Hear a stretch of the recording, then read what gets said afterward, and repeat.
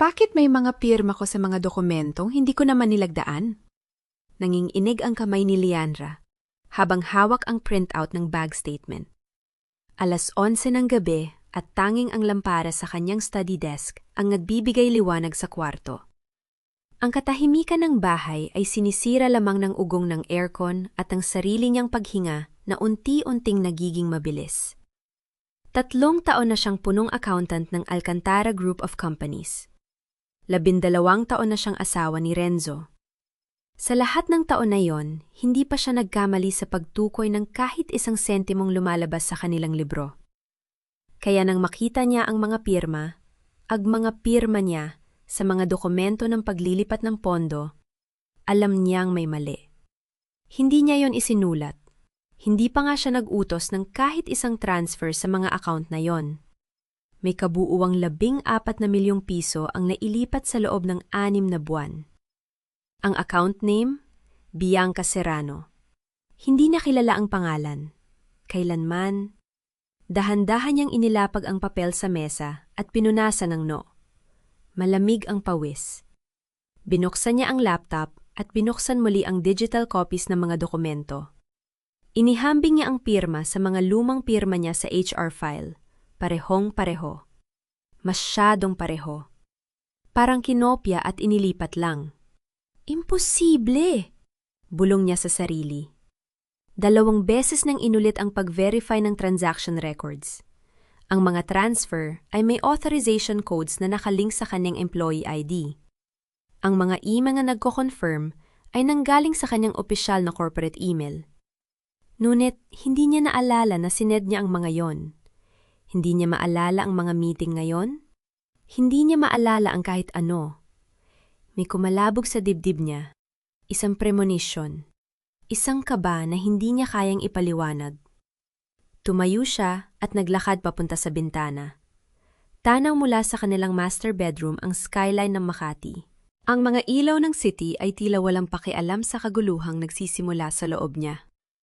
Ilang oras na lang, gigising na si Renzo. Dadaan ito sa kusina para uminom ng kape bago pumasok sa opisina. At siya, gagawin niya ang lagi niyang ginagawa.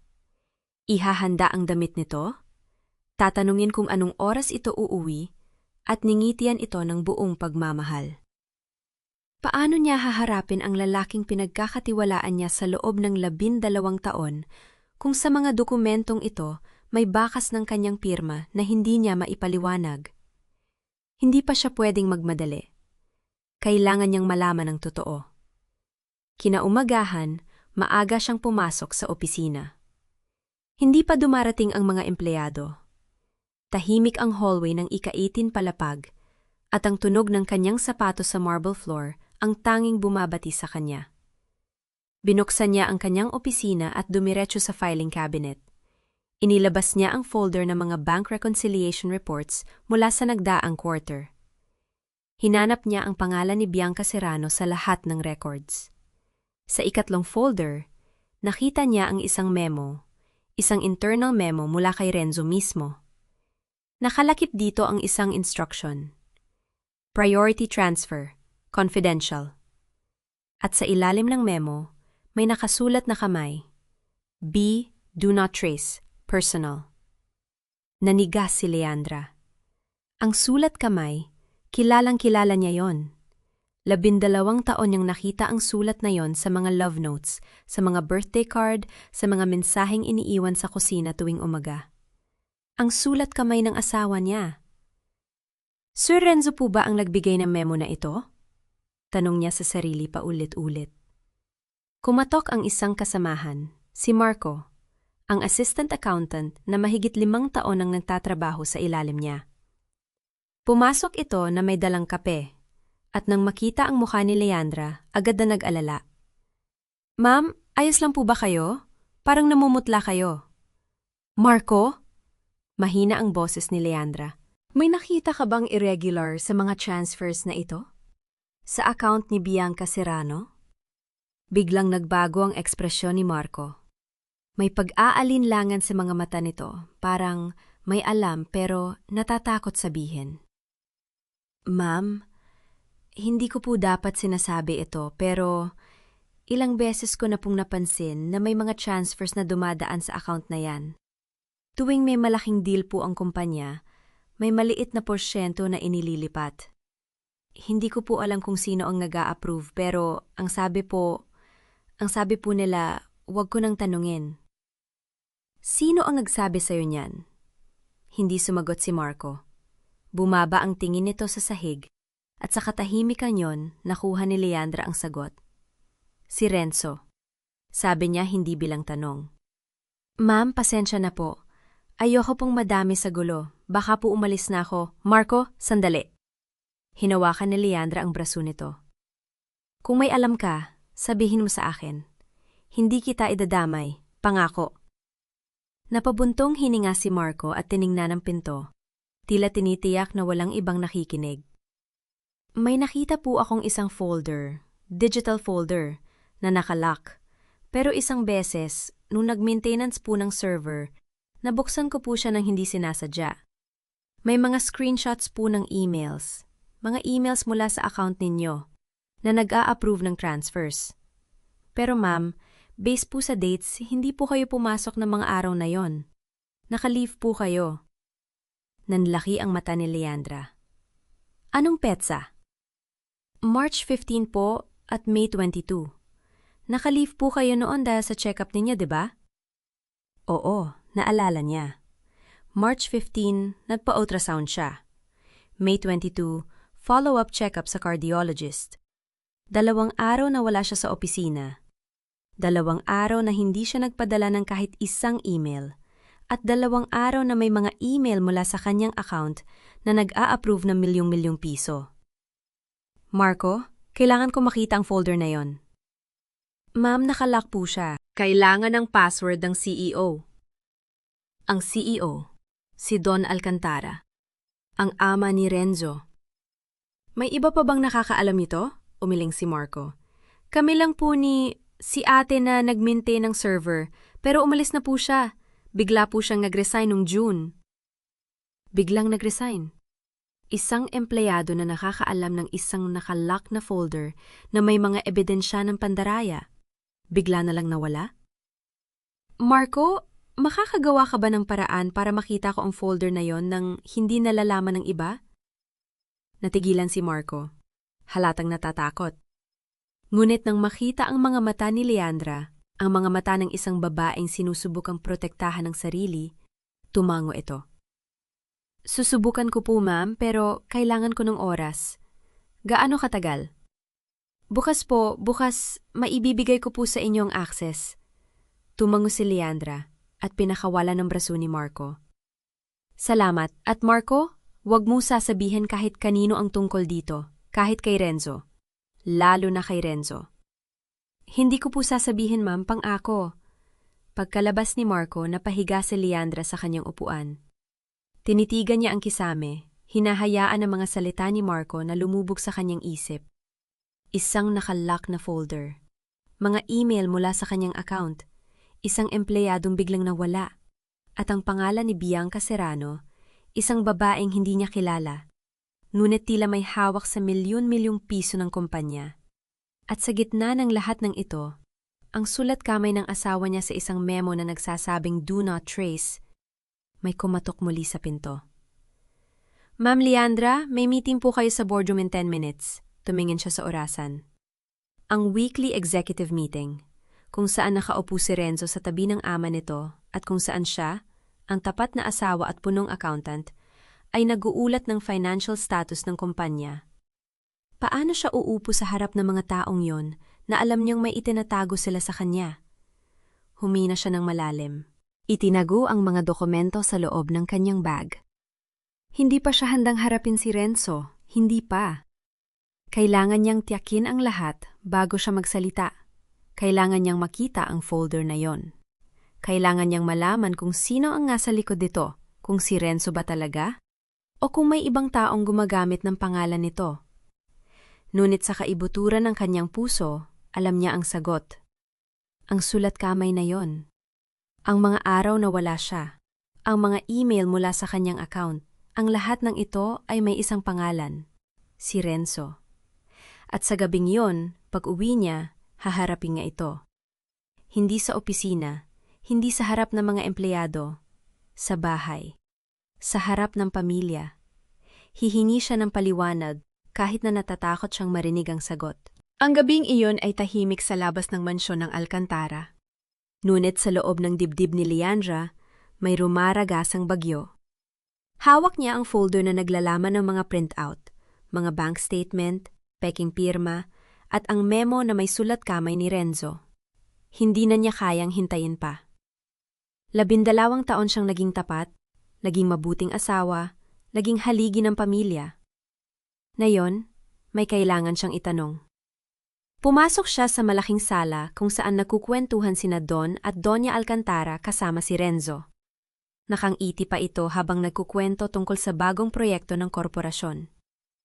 Nang makita si Leandra, bahagyang nagbago ang ekspresyon ni Renzo, isang kisap mata lamang. Ngunit sapat na para mapansin ni Leandra ang pagkabahala. "Leandra anak," bati ni Doña Alcantara. "Halika rito. May pinag-uusapan kaming importante." Hindi sumagot si Leandra. Diretso ang tingin niya kay Renzo habang papalapit. Inilapag niya ang folder sa coffee table sa harap nila. "Renzo, kailangan kong ipaliwanag mo ito." Tumawa si Renzo, ngunit pilit. "Ano na naman ba yan, Leandra? Hindi ba pwedeng mamaya na? Nag-uusap kami ng mga magulang ko." "Nayon na." Hindi matinag ang boses ni Leandra. Binuksan niya ang folder at inilabas ang mga papel. "Bakit may mga pirma ako sa mga dokumento o hindi ko naman nilagdaan? Bakit may milyong piso na nailipat kay Bianca Serrano na hindi ko naman kilala pero mukhang kilalang kilala mo?" Natahimik ang lahat. Tumingin si Don Alcantara sa mga papel, pagkatapos ay kay Renzo. "Ano ito, Renzo?" Napaling si Renzo at tumayo. "Wala yan pa. Nag-i-imagine lang si Leandra. Alam niya naman, stress siya sa trabaho. Masyado siyang nagpapakahirap sa accounting." "Hindi ako nag-i-imagine," mariing sabi ni Leandra. Itinuro niya ang memo. "Eto, sulat kamay mo to, Renzo. Kilala ko ang sulat kamay mo. 12 taon tayong kasal, alam kong ikaw ang sumulat nito." Ngumiti si Renzo, ngunit malamig. "Leandra, huwag kang ganyan. Nahihiya ako sa harap ng mga magulang ko." Lumapit siya at sinubukang hawakan ang kamay nito, ngunit umurong si Leandra. "Sinong Bianca Serrano?" Ulit ni Leandra, mas malakas na. "Bakit may lihim kang pinaglilipatan ng pera habang wala ako? Habang nasa leave ako dahil sa sakit ng puso ko?" Doon nagbago ang mukha ni Renzo. Ang ngiti ay napalitan ng pagsimangot. Ganyan ka na naman. Puro ka na lang duda. Puro ka na lang reklamo." Tumingin siya sa kanyang mga magulang. "Nakikita niyo? Ito ang totoo. Simula nang malaman niyang may malaking mana ako, nagbago na siya. Naghahanap na ng paraan para agawin ang lahat." Nanlaki ang mata ni Leandra. "Ano? Ako pa ang gahaman? Renzo, ako ang nag-aasikaso ng lahat ng libro ng korporasyon. Ako ang nagbabantay sa pera ng pamilya. Paano mo masasabing, kasi totoo?"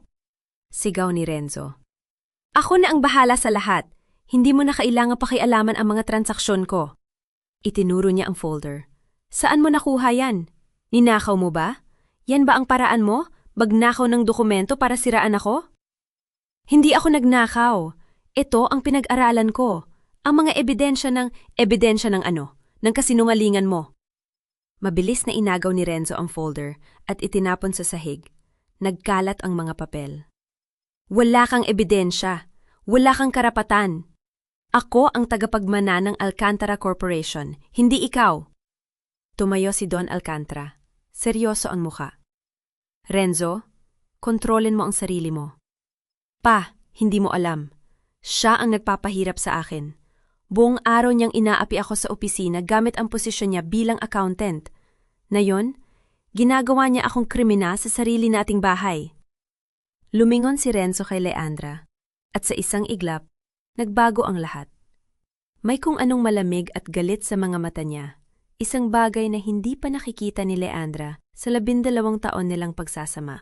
"Alam mo ba kung gaano katagal kitang tiniis?" Mahina ngunit nanging-inig ang boses ni Renzo. "Ang pag-iging perpekto mo? Ang pagiging kontrolado mo? Lahat ng desisyon mo, parang ako ang mali. Lahat ng pera, ikaw ang may hawak. Hindi mo ba naisip na pagod na ako? Renzo, hindi mo ako maintindihan. Tumahimik ka! Sa bilis ng kidlat, hinawakan ni Renzo ang buhok ni Leandra at hinila pababa. Napasigaw si Leandra sa sakit. Sumabog ang mga papel sa sahig at ang folder ay nalukot sa ilalim ng kanyang mga paa habang siya ay napaluhod. Renzo! Sigaw ni Doña Alcantara. Ano bang ginagawa mo? Huwag kang makialam, ma! Sigaw ni Renzo pabalik. Ito ang kailangan niya matutunan. Na hindi siya ang boss dito. Na ako ang may kontrol sa buhay ko. At hindi siya ang magdidikta kung ano ang totoo. Naramdaman ni Leandra ang paghatak ng buhok. Ang sakit sa anit. Ang kahihiyang bumabalot sa kanya habang nakaluhod siya sa harap ng mga magulang ng asawa niya. Ang taong minahal niya, pinagkatiwalaan niya, ay hinihila siya pababa na parang basura. Let go, Renzo! Sigaw niya, ngunit mas lalo lang hinigpitan ni Renzo ang hawak. Hindi mo ba naiintindihan? Pabulong na sabi ni Renzo, yumuko sa tenga niya. Wala kang ebidensya. Wala kang kakampi. Walang maniniwala sa'yo. Kaya tumigil ka na habang maaga pa. Pinitaan siya ni Renzo at bumagsak si Leandra sa sahig. Naramdaman niya ang lamig ng marble floor sa kanyang pisngi, ang sakit sa kanyang ulo, ang pagmamadali ng kanyang puso. Tumingala siya at nakita niya ang mga mata ni Doña Alcantara. Hindi ito nakatingin sa kanya ng may awa. Nakatingin ito ng may pagdududa. Leandra? Mahina ngunit matigas ang boses ni Doña Alcantara. Baka tama si Renzo. Baka kailangan mo nang magpahinga. Baka kailangan mo nang lumayo muna sa lahat ng ito. Nanay? Napahitbi si Leandra. Naniniwala po kayo sa kanya? Hindi niyo man lang ba titingnan ang mga dokumento? Anong dokumento? Sabi ni Don Alcantara. Yumuyuko upang pulutin ang isang papel. Tiningnan niya ito pagkatapos ay inilapag. Alam mo, Leandra, mahal ka namin bilang manugang. Pero hindi namin kayang panindigan ang kaguluhan. Kung may problema ka kay Renzo, ayusin nyo, pero hindi sa ganitong paraan. Pero Don, tama na. Tumayo si Don Alcantara at hinarap ang kanyang asawa. Tara na, Letty, hayaan natin silang mag-ayos. Pero, tara na. Nakita ni Leandra ang mga magulang ni Renzo na umalis ng sala. Iniwan siyang nakaluhod sa gitna ng mga papel na pinagkalat. Hindi sila lumingon. Hindi man lang sila nagtanong kung okay siya. Pumanig sila sa anak nila. Kahit na nakita nila ang ginawa nito sa kanya. Tumayo si Leandra, nanginginig ang mga tuhod. Tiningnan niya si Renzo na nakatayo pa rin, nakatingin sa kanya ng may kalmadong paghamak. Umalis ka na? Sabi ni Renzo mahinahon na. Ayoko nang makita ang mukha mo. Renzo, hindi mo pwedeng... Pwede! Muli siyang sumigaw at sa pagkakataong ito may kasamang pagbabanta. Ito ang bahay ko. Ito ang pamilya ko. Hindi ka na welcome dito. Kunin mo ang mga gamit mo at umalis ka na. 12 taon! Bulong ni Leandra nanginginig ang boses. 12 taon kong inalagaan ang pamilyang ito. Ang korporasyon, ang pangalan mo, at ganito mo ako pakikitunguan? Ganyan kita pakikitunguan dahil ginawa mo akong ganito. Tumalikod si Renzo at umupo sa sofa, parang walang nangyari. May security sa labas. Kung ayaw mo may mag-escort sa'yo, mas mabuting kusa kang umalis. Hindi na nakapagsalita pa si Leandra. Hindi na niya kayang magmakaawa. Hindi na niya kayang ipaglaban ng sarili sa harap ng taong hindi na niya nakikilala. Dahan-dahan siyang yumuko, pinulot ang mga papel, inilagay sa folder, kahit na lukot-lukot na ito, at tumayo. Hindi siya umiyak. Hindi siya sumigaw. Tiningnan niya si Renzo ng isang huling pagkakataon, at sa mga mata niya, nakita niya ang katotohanang ayaw niyang tanggapin. Ang lalaking minahal niya ay wala na. Ang lalaking nakatayo sa harap niya ay isang stranger, isugtaong kayang magtaksil, kayang magsinungaling, at kayang manakit. Okay, mahina niyang sabi. Aalis ako. Lumabas siya ng mansyon, dala ang folder na lukot, ang puso na basag, at ang isipan na nagsisimula ng mag-asip. Hindi siya umiyak sa sasakyan. Hindi siya umiyak habang nagmamaneho palayo. Umiiyak siya sa loob. sa lugar na walang nakikita. Ngunit sa labas, may kalmadong lamig na pumapalit sa sakit. Wala siyang matutuluyan. Wala siyang pera. Lahat ng account niya ay nakalink kay Renzo. Wala siyang kakampi. Ang pamilya Alcantara ay may kapangyarihan sa lahat ng pinto na pwedeng katukin niya. Pero may dala siyang folder. At sa folder na yon, may mga sagot. Huminto siya sa tabi ng kalsada, pinatay ang makina, at tiningnan ang folder sa kanyang kandungan. Ang mga papel ay lokot. Ang ilang pahina ay may punit sa gilid, ngunit andyan pa rin ang lahat. Ang mga pangalan, ang mga numero, ang mga ebidensya. Hindi ako susuko, bulong niya sa sarili, sa loob ng sasakyan, sa gitna ng dilim. Hindi ako susuko. Hindi nila ako kayang sirain ng ganito. Tiningnan niya ang kanyang refleksyon sa rearview mirror. May pasa na sa kanyang mula sa pagkakahila. May sakit pa rin sa kanyang anit. Ngunit sa kanyang mga mata, may bagong apoy na nagniningas. Kung ganito nila ako tratuhin, ganito ko rin sila pakikitunguan. Pero hindi sa pamamagitan ng sigaw, hindi sa pamamagitan ng dahas. Hinaplos niya ang folder. Sa pamamagitan ng katotohanan. Hindi pa niya alam kung paano. Hindi pa niya alam kung saan magsisimula. Ngunit sa gabing yon, sa tabi ng kalsada, na may lukot na folder sa kanyang kandungan at walang matutulayan, nagsimula si Leandra Villanueva na magplano. Hindi para maghiganti, para bumangon. At kapag bumangon siya, hindi na siya magpapaluhod sa sinuman. Ang umaga sa motel na iyon ay hindi madali para kay Leandra.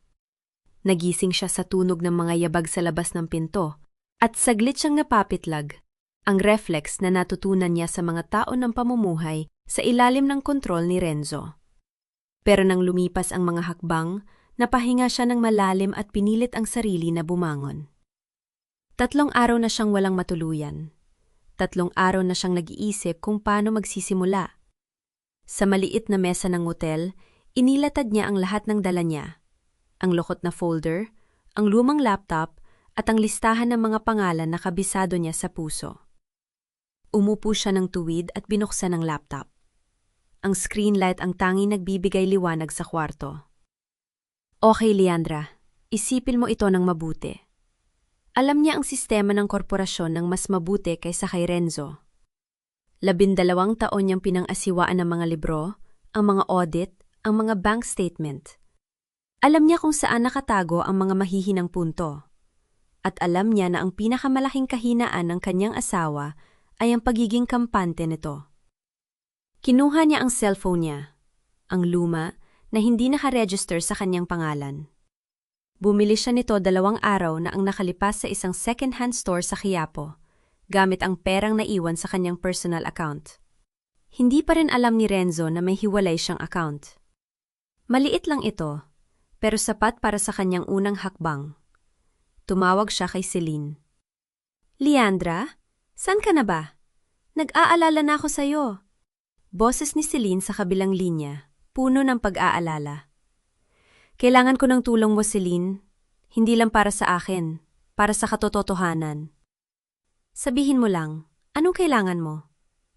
Kailangan kong malaman kung sino ang nagmamay-ari ng mga dummy companies na yon, yung mga pinaglipatan ng pera. Sandaling katahimikan.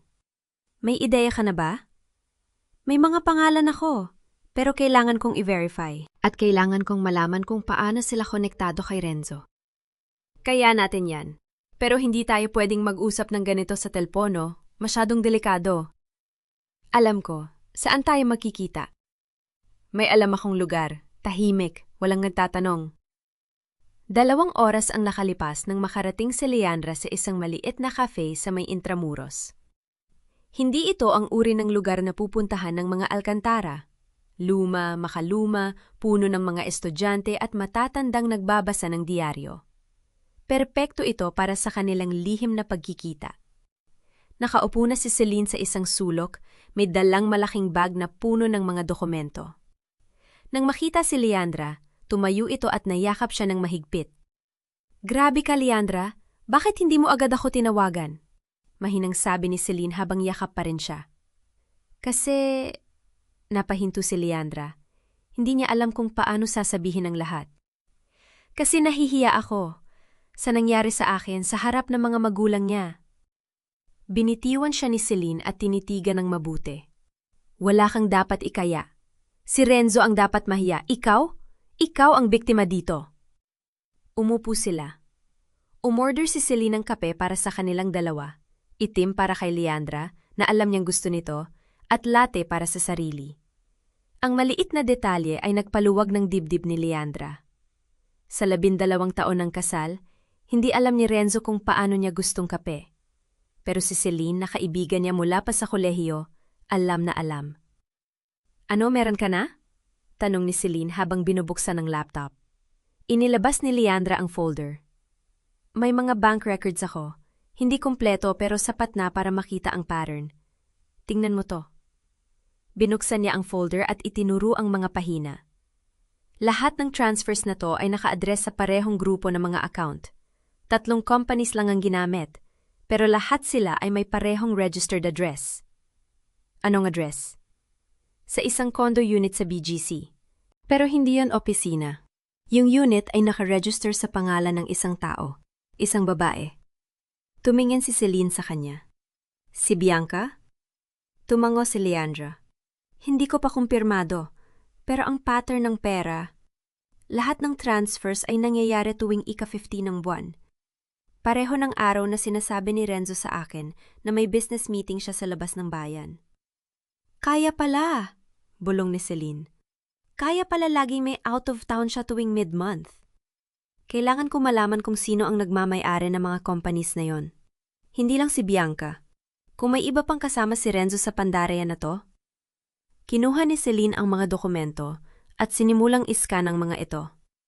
Kaya ko itong itrace. Pero kailangan ko ng access sa mga corporate records. May mga kakilala ko sa SEC. Hindi opisyal, pero makakatulton. Paano mo gagawin yon nang hindi nalalaman ni Renzo? Numiti si Celine, isang ngiti na may halong katusuhan. Leandra, nakalimutan mga ba kung sino ako? Abogada ako. Alam ko ang mga butas ng sistema. At alam ko kung paano magtanong nang hindi nag-iiwan ng bakas. Sa unang pagkakataon sa mga araw na yon, may naramdaman si Leandra na kahawig ng pag-asa. Hindi ito malakas. Parang isang maliit na apoy na nagsisimula palang magningas. Pero naroon ito. May isa pa akong kailangan gawin, sabi ni Leandra. Kailangan kong makakuha ng mas maraming ebidensya. Hindi lang ang bank records. Anong balak mo? Alam mo ba kung saan nagkakita sina Renzo at Bianca? Tumingin si Celine sa kanya nang may pag-aalala. Leandra, anong balak mong gawin? Hindi ako gagawa ng kahit anong delikado. Pero kailangan kong malaman kung saan sila nagkakita. Kailangan kong i-recon ang mga pag-uusap nila. Paano? May kakilala akong technician. Dating empleyado ng kumpanya namin. Marunong siya mag-install ng mga recording device. At may utang siya sa akin. Tinulungan ko siya nung may problema ang anak niya sa ospital. Tinitigan siya ni Celine ng matagal. Sigurado ka ba dito? Delikado to. Kung mahuli ka, mas delikado kung hindi ko gagawin. Celine, alam mo kung ano ang ginawa nila sa akin? Pinalayas nila ako sa sarili kong bahay. Ninakaw nila ang pagkatao ko. At ngayon, sinisisi nila ako sa kasalanan nila. Huminto siya. Pinipigilan ang manying-inig na boses. Hindi ako papayag na matapos ang lahat ng ganito. Kinabukasan, maaga pa lang ay nasa labas na si Leandra ng isang apartment building sa may Mandaluyong. Suot niya ang lumang damit at nakakap. Hindi siya dapat makilala. Tiningnan niya ang kanyang relo. 6:45 ng umaga. Mula sa kanyang pwesto, kitang-kita niya ang pasukan ng isang eksklusibong condominium sa kabila ng kalsada. Ito ang lugar na nasa listahan niya. Ang unit na nakaregister sa pangalan ng misteryosong babae. Naglakad siya papasok sa isang maliit na tindahan sa kanto at umorder ng kape. Umupo siya sa labas kung saan kita niya ang kondo. Naghintay siya. 20:00, may lumabas na kotse mula sa parking garage. Itim na BMW. Kilala niya ang plaka. Si Renzo.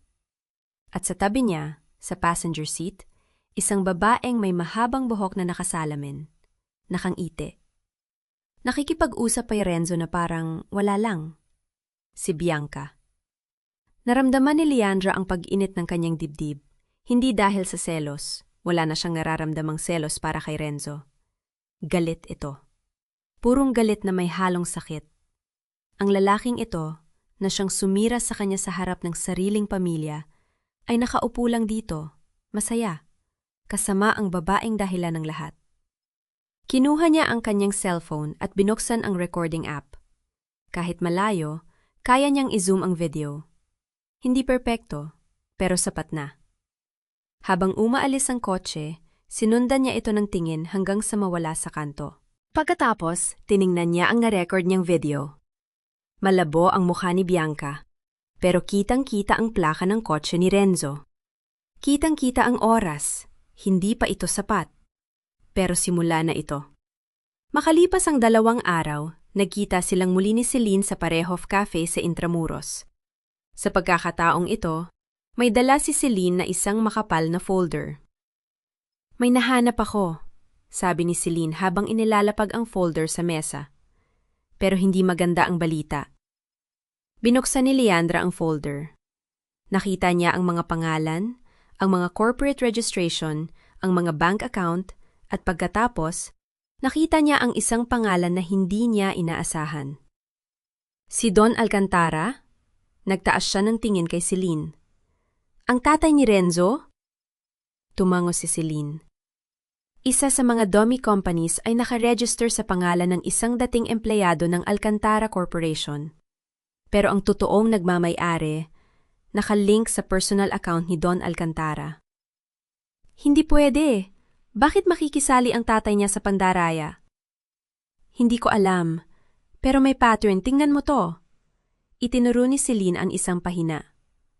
Lahat ng transfers mula sa mga dummy companies ay napupunta sa 2 account, sa para kay Bianca at isa na nakalink sa isang investment fund. At ang fund na yon, controlled ni Don Alcantara. Umiling si Leandra. Ibig sabihin, alam ng tatay niya. Alam ng tatay niya ang lahat. Parang ganun na nga. Tumahimik si Leandra. Ang pagtataksyon ni Renzo ay masakit na. Pero ang malaman na ang buong pamilya Alcantara ay bahagi nito, na ang mga taong tumingin sa kanya nang may paghamak noong gabing yon, ay alam ang katotohanan? Kaya pala, mahina niyang sabi. Kaya pala pumanig sila agad kay Renzo. Hindi dahil naniniwala sila sa kanya, kasi kasabwat sila. Leandra, mas delikado na to. Kung kasali ang pamilya, mas malaki ang kalaban natin. Alam ko, itinaas ni Leandra ang kanyang tingin. At sa unang pagkakataon, may matatag na liwanag sa kanyang mga mata. Pero, mas malaki rin ang dahilan ko para ipaglaban to. Bumalik si Leandra sa motel na may dalang bagong determinasyon. Pinuksan niya ang kanyang laptop at sinimulang i-organize ang lahat ng ebidensya. Ang bank records, ang video, ang mga pangalan, ang mga koneksyon. Habang ginagawa ito, may naalala siya. Isang pag-uusap na narinig niya ilang buwan na ang nakalipas. Si Renzo, nakausap ang kanyang ama sa telepon. Hindi niya ito pinansin noon, pero ngayon, malinaw sa kanya ang mga salita. Dad, handa na lahat. Sa gala ng pamilya, i-announce natin ang merger. Yung bangko na kausap natin, pumayag na.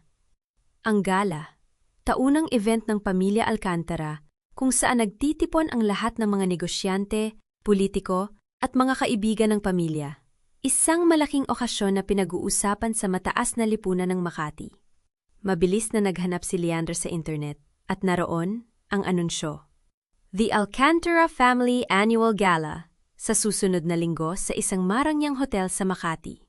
Isang event na dinaluhan niya sa loob ng 12 taon bilang asawa ni Renzo.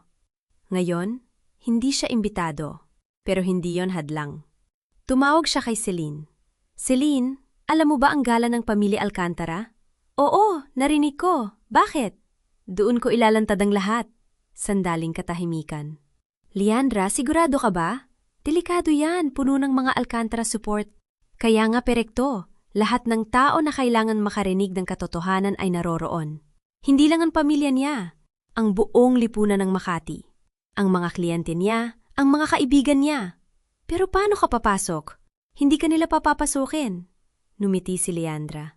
Alam mo kung ano ang maganda sa pagiging accountant ng pamilya sa loob ng 12 taon? Kilala ko ang lahat ng tao sa event. Ang mga caterer, ang mga coordinator, ang mga staff. At alam ko kung paano makapasok ng hindi napapansin. Celine, kailangan ko ng tulong mo. Hindi para sa legal na proseso, para sa pagpasok sa gala. Anong kailangan mo? Kailangan ko ng damit. Hindi masyadong magarbo, pero sapat para hindi ako magmukhang wala sa lugar. At kailangan ko ng kakampi sa loob. Isang taong pwedeng mag-distract kay Renzo habang nag-i-install ako. May kakilala akong stylist at may kakilala akong staff na nagtatrabaho sa hotel na yon. Mapagkakatiwalaan. Thank you, Celine. Hindi ko alam kung anong gagawin ko kung wala ka. Wala kang dapat ipagpasalamat. Laban natin to, Leandra. Hindi lang sa'yo. Sa lahat ng babaeng ginaganyan ng mga lalaking tulad ni Renzo. Nang gabing yon, nakaupo si Leandra sa gilid ng kama sa kanyang maliit na motel room. Sa harap niya, nakalatag ang lahat ng ebidensya, ang mga dokumento, ang mga recorded video, ang mga bank statement. Bawat piraso ay isang hakbang patungo sa katotohanan. Hinaplos niya ang folder, ang parehong folder na dala niya noong gabing pinalaya siya. Sira na ito, lukot, may bahid pa ng luha. Pero sa loob nito, hindi na sakit ang nakikita niya. Plano. Hindi ako papasok dyan bilang biktima, bulong niya sa sarili. Papasok ako bilang saksi, bilang tagapagdala ng katotohanan. Tumingin siya sa salamin sa dingding. Ang babaeng tumingin sa kanya, hindi na ito ang Leandra na nagtiis sa loob ng 12 taon.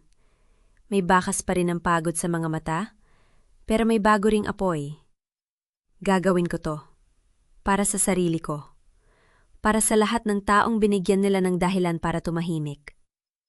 Isinara niya ang folder at inilagay ito sa ilalim ng kanyang unan.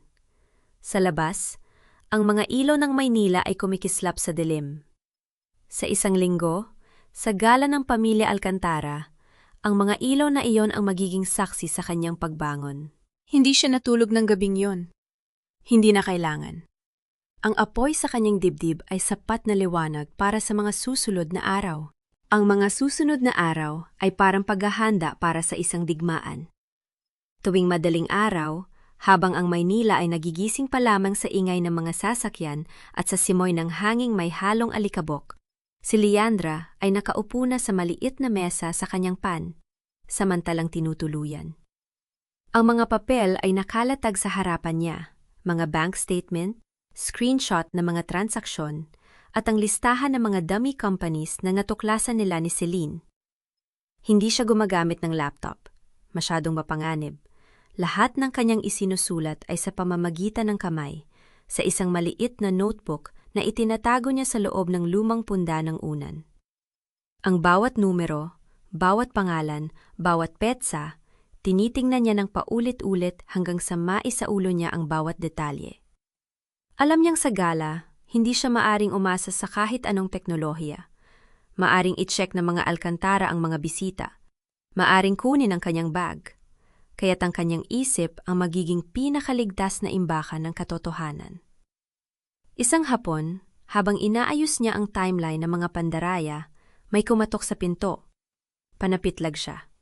Mabilis niyang itinago ang notebook sa ilalim ng kutsyon bago tumayo upang sumilip sa butas ng pinto. Si Celine. Binuksan niya ang pinto at numiti ng pilit. Akala ko ba sa cafe tayo magkikita? Pumasok si Celine na may dalang malaking envelope. Kailangan kong ipakita sa iyo ito ng personal. Ayokong may sumilip sa mga dokumentong ito. Inilapag niya ang envelope sa mesa at binuksan ito. Inayos ko na ang lahat ng papeles. Ang mga bank records na may pirma mo, pinatunayan ko na sa forensic document examiner na peke ang mga yon. May certification na siya. Kinuha ni Leandra ang papel at binasa ito ng marahan. Ang bawat salita ay parang gamot sa kanyang sugat. Paano mo nagawa ito ng ganito kabilis? May utang sa akin ang examiner na yan. Mula pa noon kaso ng kanyang kapatid. Napanghiti si Celine, ngunit may bahid ng pagod sa kanyang mga mata. Hindi lahat ng abogado sa Maynila ay nasa bulsa ng mga Alcantara. Pero paano ko ito dadalhin sa gala? Tanong ni Leandra habang pinag-aaralan ang kapal na mga dokumento. Hindi ako papasukin na may dalang ganito kalaking envelope. May mga security sila sa entablado. Kaya nga, binuksan ni Celine ang kanyang bag at kumuha ng isang maliit na flash drive. Iskan natin ang lahat ng ito. Itago mo ang flash drive sa isang lugar na hindi nila iisipin na titingnan. Sa sapatos mo, sa hair clip, sa bra, sabi ni Leandra ng mahinahon. Hindi yon hahanapin ng mga lalaking security. Napatawa si Celine, ngunit agad ding naging seryoso. Tama, pero kailangan nating tiyakin na may backup ka. Ano ang gagawin mo kung makuha nila ang flash drive? Tumingin si Leandra sa notebook sa ilalim ng kutsyon. May backup ako dito. Hindi perpekto pero sapat na para magsimula ng investigasyon. Alam ko ang mga pangalan, ang mga numero, ang mga transaksyon. Kahit wala akong dalang ebidensya, maaari kong sabihin ang totoo sa harap ng lahat. Pero kailangan mo ng ebidensya para maniwala sila, pagpupumilit ni Celine. Ang mga Alcantara ay may kapangyarihan. Ang salita mo laban sa kanila, alam ko, napabuntong hininga si Leandra. Kaya kailangan kong maging perpekto ang pagpasok ko sa gala. Tumalikod siya at tumingin sa maliit na salamin sa dingding. Ang kanyang refleksyon ay payat, pagod, ngunit may matigas na liwanag sa kanyang mga mata. Kailangan kong magmukhang isang taong walang pakialam. Isang taong dumalo lamang upang makipag-socialize. Hindi isang babaeng may dalang ebidensya laban sa pamilyang Alcantara. Kaya mo ba yon? Mahinang tanong ni Celine. Pagkatapos ng lahat ng ginawa nila sa'yo, hindi ka agad sumagot si Leandra. Tumingin siya sa kanyang mga kamay. Ang mga kamay na humawak ng mga sasakyan ng kumpanya sa loob ng 12 taon. Ang mga kamay na pumirma ng mga dokumento. Ang mga kamay na minsang hinawakan ni Renzo ng may pagmamahal. Ngayon, ang mga kamay na yon ay nanginginig, ngunit hindi dahil sa takot. Kailangan kong gawin, anya sa wakas. Sa loob ng 12 taon, ginawa ko ang lahat para sa pamilyang yon. Tiniis ko ang lahat, ang mga malamig na tingin ng kanya mga magulang, ang mga gabing nag-iisa ako habang si Renzo ay nasa business trip, ang mga pagkakataong pinili niya ang kumpanya kaysa sa akin. Akala ko, kung magtitiis ako ng sapat, sa wakas ay makikita nila ang halaga ko. Napalining siya. Pero hindi nila ako nakita. Hindi nila ako nakita kailanman. Lumapit si Celine at hinawakan ang kanyang balikat. Ngayon, makikita ka nila. Bago pa man sila makapagpatuloy, nag-vibrate ang cellphone ni Leandra. Tumingin siya sa screen at nanlamig ang kanyang dugo. Ano yon? Tanong ni Celine. Hindi sumagot si Leandra. Nakatingin lamang siya sa mensahe mula sa isang hindi kilalang numero. Huwag kang magpakita sa gala. Kung may halaga sa'yo ang buhay mo, manatili kang malayo. R. Pinagmasdan ni Celine ang mukha ni Leandra at binasa ang mensahe. Renzo? Tumango si Leandra. Gamit ang bagong numero. Alam niyo pupunta ako? Paano niya nalaman? Hindi ko alam. Pinunasan ni Leandra ang kanyang no. Siguro may nakakita sa akin. Siguro may nag-ulat sa kanya. Hindi mahalaga. Itinago niya ang cellphone sa kanyang bulsa. Hindi ako matatakot. Leandra, hindi ako matatakot! Ulit niya, mas matatag ang boses. Sa loob ng 12 taon, natakot ako. Natakot ako magsalita, natakot akong lumaban, natakot akong mawala ang lahat. Pero wala na akong mawawala, Celine. Kinuha na nila ang lahat sa akin. Ang aking tahanan, ang aking dignidad, ang aking pangalan. Ang tanging natitira sa akin ay ang katotohanan ito. Itinuro niya ang mga dokumento. At hindi ko ito ibibigay ng ganoon kadali. Sa mga sumunod na araw, nagpatuloy ang paghahanda. Tuwing gabi, pumupunta si Leandra sa isang maliit na internet cafe sa Quiapo, upang mag-email kay Celine gamit ang isang dummy account. Hindi sila nag-uusap ng matagal. Sapat lamang upang mag-update sa isa't isa. Ang mga mensahe ay puno ng code. Naayos ko na ang damit. Ibig sabihin ay handa na ang mga dokumento. Nakabili ako ng bagong sapatos. Ibig sabihin ay may backup na flash drive. Isang araw bago ang gala, tumawag si Celine. May kakilala akong staff sa catering company ng Alcantaras, sabi ni Celine. Siya ang bahala sa lista, ang mga bisita sa pinto. Pwede kang makapasok gamit ang pangalan ng isa sa mga sponsor. Paano mo nahanap ang taong yon? May utang sa akin ang kanyang ina. Matagal na kaso, nakalimutan ko na ang detalye. Napahinga si Celine. Pero Leandra, kailangan mong malaman. Sinabi niya na may dagdag na security ang Alcantaras para sa gabing yon. May mga nakaupo silang tauhan sa bawat pinto. Hindi basta-basta ang pagpasok. Tumahimik si Leandra. Sa likod ng kanyang isip, nakita niya ang mga mukha ni na Don at Doña Alcantara. Ang kanilang mga malamig na mata, ang kanilang mga niting puno ng pagmamataas. Narinig niya ang boses ni Renzo na nagsasabing siya ay baliw, siya ay sinungaling, siya ay walang halaga. Hindi mahalaga ang seguridad, sabi niya sa wakas. Papasok ako. Kahit kailanganin kong magmukhang isa sa mga waiter, papasok ako. Leandra, hindi mo kailangang gawin ito ng mag-isa. Maari tayong maghain ng kaso, hindi sapat ang kaso. May sakit sa boses ni Leandra. Alam mo yan, ang mga Alcantara ay may mga abogado na mas magaling. May pera na mas marami. May kapangyarihan na mas malawak. Kung maghahain ako ng kaso, ililibing nila ako sa mga papeles hanggang sa mamatay ako sa pagod. Ang tanging paraan upang manalo laban sa kanila ay sa harap ng publiko. Sa harap ng mga taong makikita ang kanilang tunay na mukha. Pero, kailangan kong gawin ito, Celine. Pumikit si Leandra at huminga ng malalim. Hindi para sa akin. Para sa lahat ng taong dinurog nila. Para sa lahat ng empleyadong pinagbintangan nila. Para sa lahat ng babaeng tinakot nilang manahimik. Kung hindi ako lalaban, sino pa? Hindi na nakipagtalo pa si Celine. Alam niyang hindi na niya mapipigilan ang kaibigan. Sa halip, sinabi niya lamang, mag-ingat ka. At kung may mangyaring masama, wala. Napangiti si Leandra kahit hindi ito nakikita ni Celine. Sa gabing yon, ako ang mananalo. Dumating ang gabi ng gala. Ang langit sa Maynila ay kulay abo. Puno ng mga ulap na nagbabantang umulan.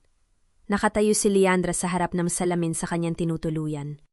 Nakasuot ng isang simpleng itim na damit na binili niya sa ukay-ukay sa Divisoria. Hindi ito mamahalin, ngunit akma ito sa kanyang katawan. Sa kanyang leeg, isang peking perlas na kwintas, ang tanging alahas na kaya niyang bilhin. Sa kanyang buhok, isang simpleng clip na nagtatago ng flash drive. Tiningnan niya ang kanyang refleksyon.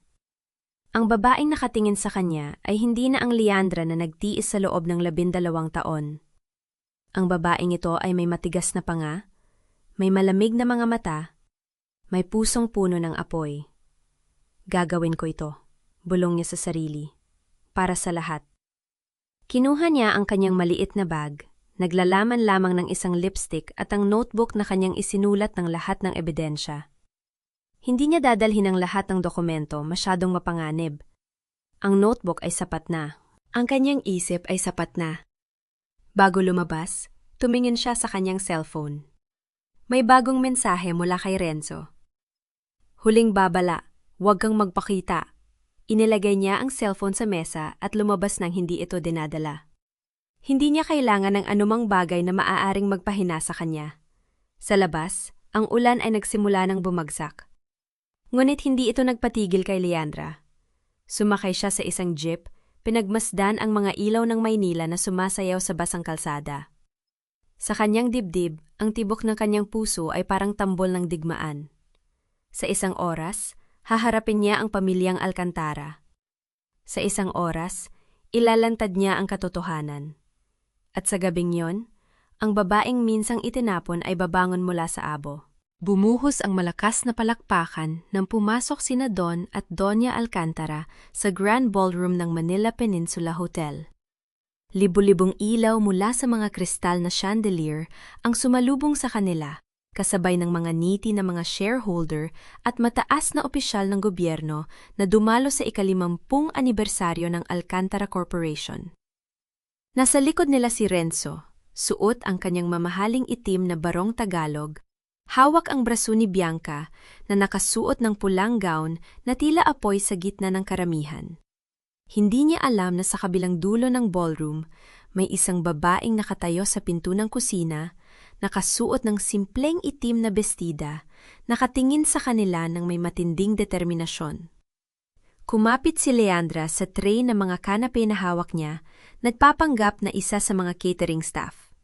Pinagmasdan niya si Renzo na tumatawa kasama ang mga negosyante, habang si Bianca ay nakangiting nakikipagkamay sa mga asawa ng mga opisyal. Ang mga lalaking yon na minsang ngumiti sa kanya sa mga nakaraang okasyon ay hindi man lang siya makikilala sa damit na ito. "Excuse me?"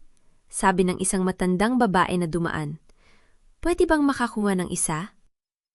Tumango si Leandra at inabot ang isang kanape, habang ang kanyang mga mata ay nakatuon sa entablado kung saan naghahanda ang host ng programa. Kailangan niyang mahanap ang tamang pagkakataon. Ang flash drive ay nakalapat sa kanyang hair clip, at ang kanyang puso ay parang bomba na handang sumabog. Nang magsimula ang seremonya ng pagbibigay-pugay kay Don Alcantara, nakita ni Leandra ang kanyang pagkakataon. Ang lahat ay nakatingin sa entablado. Walang nakapansin sa kanya habang dahan-dahan siyang lumapit sa harapan ng ballroom, pumwesto sa tabi ng sound system. At ngayon, para sa mensahe ng ating Pangulo at CEO, anunsyo ng host, si Ginoong Renzo Alcantara. Palakpakan ang sumalubong kay Renzo nang umakyat siya sa entablado. Numiti siya sa karamihan, itinaas ang kanyang kamay bilang pagbati at nilapitan ang podium.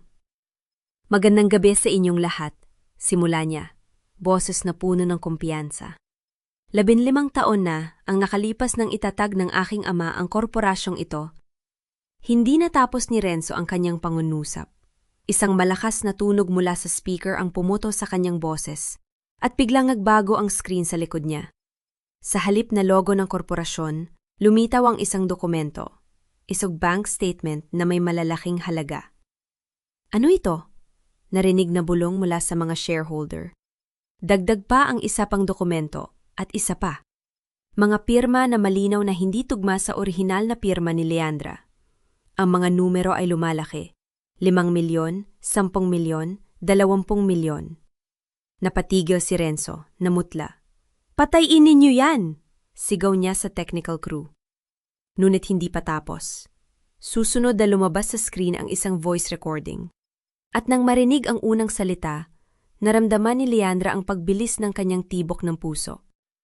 "Kailangan nating mag-ingat, Bianca. Kung malaman ni Leandra ang tungkol sa mga transfer na yan, patay tayo." Ang boses ni Renzo mismo ang umalingangaw sa buong ballroom. Bumalikwas ang mga tao sa kanilang mga upuan. Ang mga bulong ay naging sigawan ng pagtatanong. Ang mga shareholder ay nagsimulang tumayo. Hinahanap ang pinagmula ng katotohanan. "Sandali! Sandali lang!" sigaw ni Renzo. Ngunit ang kanyang boses ay nanginginig na. "Ito ay isang paka na! May nagtatangkang siraan ako!" Ngunit hindi siya pinakinggan. Ang susunod na dokumento ay mas malanaw. Isang email exchange sa pagitan ni Renzo at ng isang bank manager na nag-uutos na ilipat ang pondo sa account ni Bianca Serrano.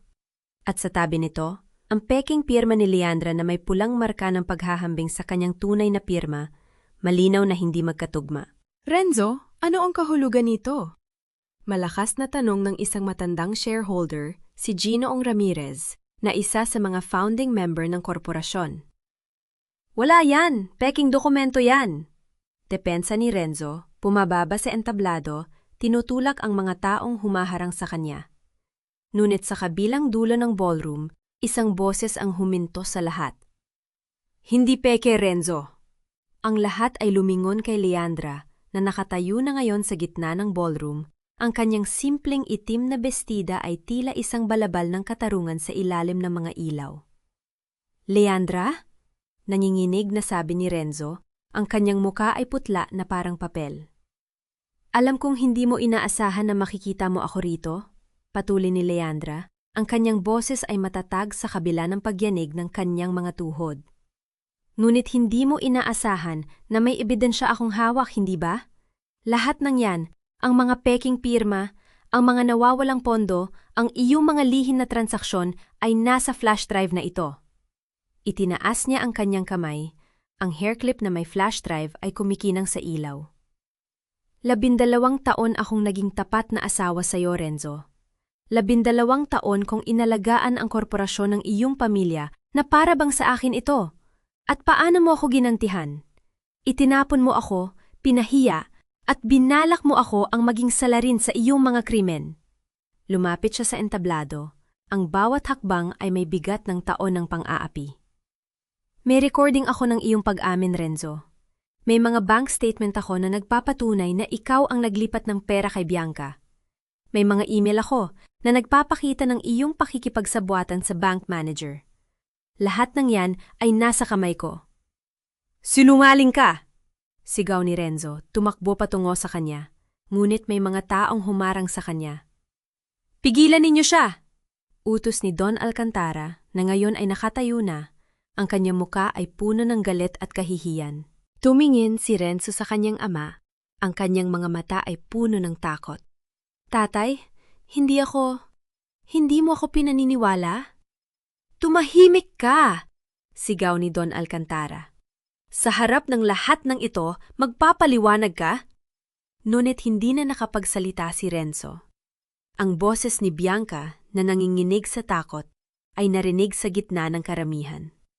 Hindi ko alam ang tungkol dito, sabi ni Bianca, paurong na lumalayo kay Renzo.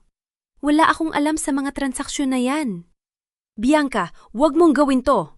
Sigaw ni Renzo. Ngunit tumalikod na si Bianca at tumakbo palayo sa gitna ng mga tao. Ang mga shareholder ay nagsimulang magtulungan. Ang kanilang mga mukha ay puno ng galit at pagkabahala.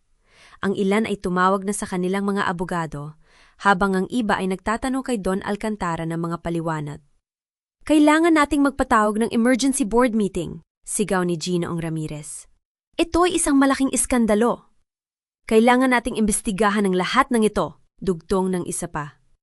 Nakita ni Leandra ang pagbagsak ng imperyo ni Renzo sa kanyang harapan. Ang lalaking minsang may hawak ng kapangyarihan sa kanyang buhay ay nakatayo na ngayon na parang isang batang nawawala sa gitna ng bagyo. Walang magawa, walang kakampi. Leandra, narinig niyang bulong ni Celine na lumapit sa kanya mula sa gilid. Tapos na. Tumango si Leandra. Ang kanyang mga mata ay nananatiling nakatutok kay Renzo na nakatingin sa kanya. Ang kanyang mukha ay puno ng pot at desperasyon. Gagantihan kita, bulong ni Renzo. Sapat lang para marinig niya. Ipinapangako ko sa'yo. Ngunit sa halip na matakot, numiti si Leandra. Isang ngiti na hindi puno ng tagumpay, ngunit ng kalayaan.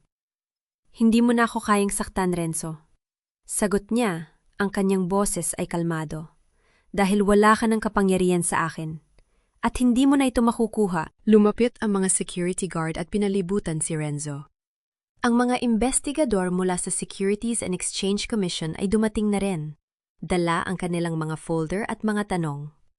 Ginoong Alcantara, kailangan naming makipag-usag sa inyo tungkol sa mga dokumentong ito, sabi ng isang opisyal. Nakita ni Leandra ang takot sa mga mata ni Renzo sa unang pagkakataon. Ang takot na hindi niya ito kayang kontrolin, na ang lahat ng kanyang mga plano ay gumuhuna at na siya ay tuluyan ng nag-iisa. Lumapit si Celine kay Leandra at hinawakan ang kanyang braso. Kailangan na nating umalis dito. Hindi ligtas para sa'yo na manatili. Tumango si Leandra, ngunit hindi siya agad kumilos. Tiningnan niya ang ballroom. Ang mga taong minsang ngumiti sa kanya bilang asawa ni Renzo ay ngayon ay abala sa pagtalakay ng iskandalo. Ang mga ilaw na minsang sumalubong sa kanya ay tila mas maliwanag na ngayon, mas malaya. Sandali lang, sabi niya kay Celine.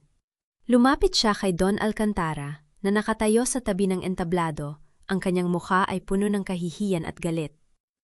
Don Alcantara, tawag niya, at lumingon ang matanda sa kanya. Leandra, sabi niya, ang kanyang boses ay puno ng pagsisisi. Hindi ko alam na kaya niyang gawin to sa'yo. Alam ko, sagot ni Leandra. Ang kanyang boses ay malambot ngunit matatag. Ngunit hindi ito tungkol sa akin, Don. Ito ay tungkol sa korporasyon na itinayo ninyo. Ito ay tungkol sa pag-protect sa pangalan ng Alcantara mula sa sarili ninyong anak. Tumingin sa kanya si Don Alcantara. Ang kanyang mga mata ay puno ng luha. Ano ang gagawin natin ngayon? Hayaan ninyong gumana ang batas, sagot ni Leandra. At kapag tapos na ang lahat, sisiguraduhin kong hindi malulugi ang korporasyon. Dahil mahal ko pa rin ang kumpanyang ito kahit na hindi na ako mahal ng anak ninyo. Tumango si Don Alcantara, ang kanyang mga kamay ay nanginginig. Salamat, Leandra. Salamat sa hindi mo pagpapabaya sa amin. Hindi sumagot si Leandra. Sa halip, tumalikod siya at lumakad palayo, kasama si Celine sa kanyang tabi. Ang kanyang mga hakbang ay magaan na ngayon, ang kanyang dibdib ay hindi nabigat ng takot at pagdududa. Sa labas ng hotel, ang ulan ay huminto na. Ang mga ilaw ng Makati ay sumasayaw pa rin sa basang kalsada, ngunit sa pagkakataong ito, parang mas maliwanag ang mga ito. Mas malaya. Leandra, sabi ni Celine habang sumasakay sila sa kotse. Ano ang susunod na gagawin natin? Napangiti si Leandra. Tinanggal ang hairclip sa kanyang buhok at hinawakan ito. Ang flash drive na nagpabago ng lahat. Ngayon, sabi niya, ang kanyang boses ay puno ng bagong pag-asa. Magsisimula ako mabuhay muli. Sa pagkakataong ito, para sa sarili ko. Habang umaandar ang kotse, tumingin si Leandra sa salamin at nakita niya ang refleksyon ng kanyang sarili. Isang babaeng hindi na natatakot, hindi na nagdududa, hindi na nakatali sa mga tanikala ng nakaraan. Sa kabilang dulo ng Maynila, sa loob ng ballroom na kanyang iniwan, nagsimula na ang pagbagsak ni Renzo. Ang mga investigador ay nagkatanong na, ang mga shareholder ay nagpupulong at ang kanyang imperyo ay gumuguho sa kanyang harapan. Ngunit hindi na ito ang problema ni Leandra. Sa unang pagkakataon sa 12 taon, ang kanyang buhay ay sa kanya na. Tumagal ang investigasyon ng 2 linggo. 2 linggo ng paghihintay na para bang 2 taon para kay Leandra. Hindi siya umalis ng Maynila. Nanatili siya sa isang maliit na condo unit na inayos ni Celine malapit sa opisina ng abogada. Tuwing umaga, nagigising siyang may kakaibang bigat sa dibdib. Hindi takot, kundi ang pagkabagabag ng isang taong nakagawa na ng hakbang at hindi na maaaring bumalik. Ngunit tuwing gabi, bago siya matulog, tinitignan niya ang kanyang telepo. No. Walang mga tawag mula sa pamilya Alcantara. Walang mensahe mula kay Renzo. Tanging si Celine ang kanyang kausap, at si Celine lamang ang nagbibigay sa kanya ng update araw-araw. May bagong ebidensya ang mga investigador, sabi ni Celine isang hapon habang nagkakape sila sa tahimik na cafe. Ang mga bank transfer kay Bianca, ang mga peking pirma, ang recording, lahat ng yon ay sapat na upang kasuhan si Renzo ng estafa at falsification of documents. Hindi sumagot si Leandra. Tiningnan niya ang singaw ng kanyang kape at hinayaan ang katahimikan na punan ang espasyo. Hindi siya nakaramdam ng tagumpay. Hindi pa. Sa halip, may kakaibang hollowness sa kanyang dibdib. Ang bakanteng espasyo ng 12 taon na biglang nabigyan ng kahulugan. At hindi niya alam kung paano ito haharapin. Kailan ang desisyon? Tanong niya sa wakas. Sa Lunes, ang Board of Directors ay magbobotohan na tanggalin si Renzo bilang CEO, at ang pamilya, huminto si Celine, maingat na pinipili ang mga salita. Ang pamilya Alcantara ay naglabas na ng pahayag. Sinasabi nilang hindi nila alam ang mga ginawa ni Renzo, at lubos silang nakikipagtulungan sa investigasyon. Mapait nang ngumiti si Leandra. Ganun ba? Nung ako ang inakusahan, hindi man lang nila ako tinanong kung totoo ba. Ngayon bigla silang hindi alam. Hinawakan ni Celine ang kanyang kamay. Ganyan talaga ang mga taong may kapangyarihan, Leandra. Kapag may biktima, tatalikuran ka nila. Kapag may salarin, tatalikuran din nila. Ang mahalaga, alam mo ang katotohanan at may ebidensya ka. Dumating ang Lunes nang walang anumang palatandaan, walang malakas na ulan, walang bagyo, walang tanda na magbabago ang lahat sa araw na yon. Umupo si Leandra sa harap ng kanyang laptop sa condo unit, nakasuot ng simpleng puting blouse at pinanood ang livestream ng board meeting ng Alcantara Corporation. Nakita niya si Renzo na nakaupo sa dulo ng mahabang mesa, nakayuko, hindi makatakingin sa mga taong nakapaligid sa kanya. Ang kanyang buhok ay magulo, ang kanyang damit ay kulubot, isag malayong imahe ng lalaking dati niyang nakikitang puno ng tiwala sa sarili. Ang kanyang ama, si Don Alcantara, ay nakaupo sa kabilang dulo, ang mukha ay matigas at malamig. Ang chairman ng board ay tumayo at binasa ang resulta ng investigasyon. Ang boses niya ay seryoso, ang mga salita ay mabigat. Matapos ang masusing pagsusuri ng mga dokumento at ebidensya, napag-alaman ng komite na si Renzo Alcantara ay nagkasala ng pandaraya, pagnanakaw ng pondo ng kumpanya at paglabag sa tiwala ng mga shareholder. Ang mga sumunod na aksyon ay ipatutupad. Ang pagtanggal kay Renzo Alcantara bilang CEO at ang paghahain ng kasong kriminal laban sa kanya. Narinig ni Leandra ang mahinang hikbi mula sa kanyang sariling mga labi. Hindi niya napigilan. Hindi ito luha ng saya. Ito ay luha ng paglaya. Ang bigat na daladala niya sa loob ng 12 taon, ang takot na hindi siya paniniwalaan, ang kahihiyan ng pagiging pinalayas, lahat ng yon ay tila unti-unting umaagos palayo sa bawat salitang binibigkas ng chairman. Sa screen, nakita niya si Renzo na tumayo. Sinubukan niya magsalita, ngunit ang kanyang ama ay tumayo rin at itinaas ang kamay. "Wala ka ng karapatang magsalita dito," sabi ni Don Alcantara. Ang boses ay malamig at hindi matitinag. "Sinira mo ang pangalan ng pamilya. Sinira mo ang tiwala ng mga tao na nagtiwala sa iyo. Umalis ka na." Hindi nakapagsalita si Renzo. Tumingin siya sa paligid, naghahanap ng kahit isang taong kakampi sa kanya. Ngunit lahat ay umiiwas ng tingin. Dahan-dahan siyang naglakad papalabas ng boardroom. Ang mga balikat ay nakayuko.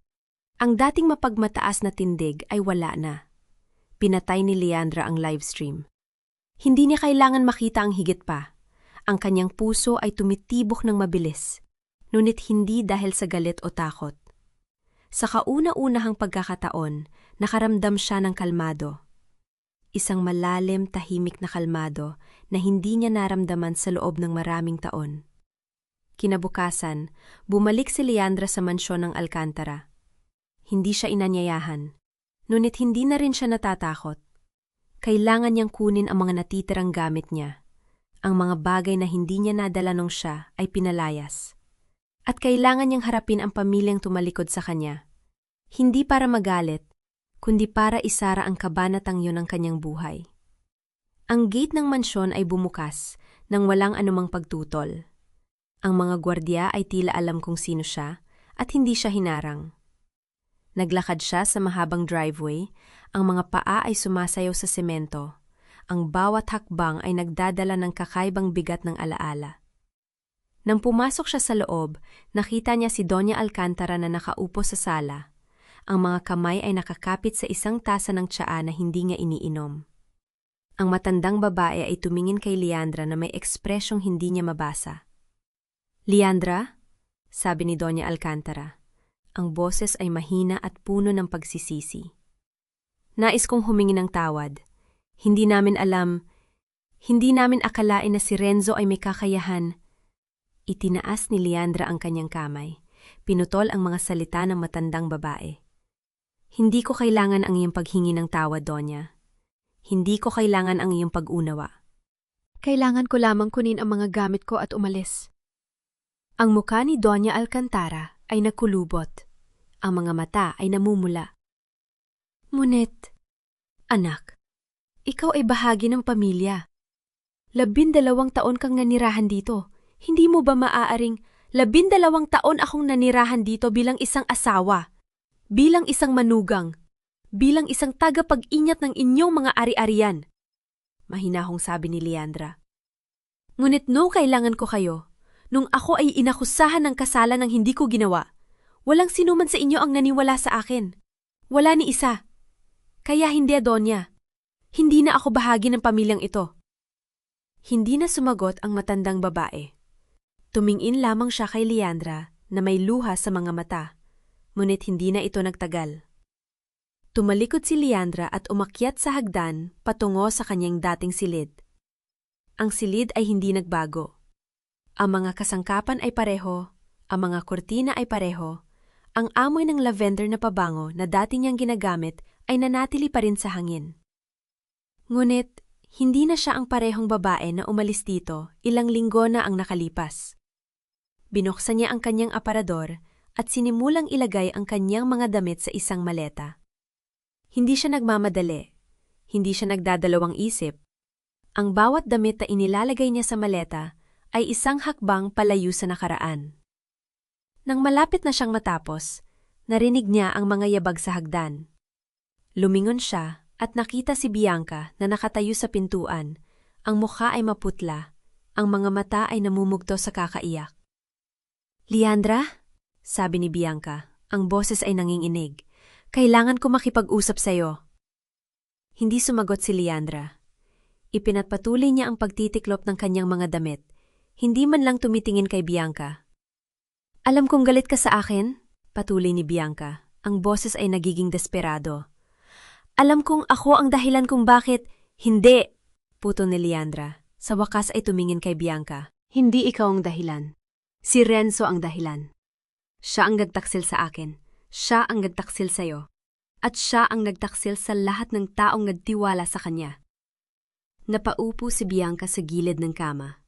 Ang mga kamay ay nanginginig. "Ginamit niya ako. Sinabi niyang iiwan ka niya, na magsisimula kaming bagong buhay. Naniwala ako sa kanya. Naniwala ako sa lahat ng kasinungalingan niya." "Ganon din ako," mahinang sabi ni Leandra. 12 taon ako naniwala sa kanya. 12 taon ako nagtiwala sa kanya. At tingnan mo kung saan ako napunta." Tumingin si Bianca sa kanya. Ang mga mata ay puno ng kahihiyan. "Sinasabi ng mga tao na nakipaghiwalay na siya sa akin, na hindi na niya ako kakausapin, na ako ang sisihin sa lahat." "At ano ang gagawin mo?" tanong ni Leandra. Hindi dahil sa pagmamalasakit, kundi dahil sa pag-usisa. "Hindi ko alam," umiyak si Bianca. "Wala na akong kahit ano. Wala na akong pera, wala na akong bahay, wala na akong kahit sino." Tiningnan ni Leandra si Bianca ng matagal. Sa kabila ng lahat ng sakit na idinulot ng babaeng ito, hindi niya maiwasang makaramdam ng kaunting awa. Hindi dahil karapat-dapat si Bianca ng awa, kundi dahil alam ni Leandra kung gaano kahirap ang magsimula muli mula sa wala. "Hindi ko alam kung anong sasabihin sa'yo," sabi ni Leandra sa wakas. "Hindi kita mapapatawad, hindi pa. Ngunit hindi ko rin nais na makita kang masiraan ng lubusan. Ang payo ko sa'yo, simulan mong itayo ang iyong sarili.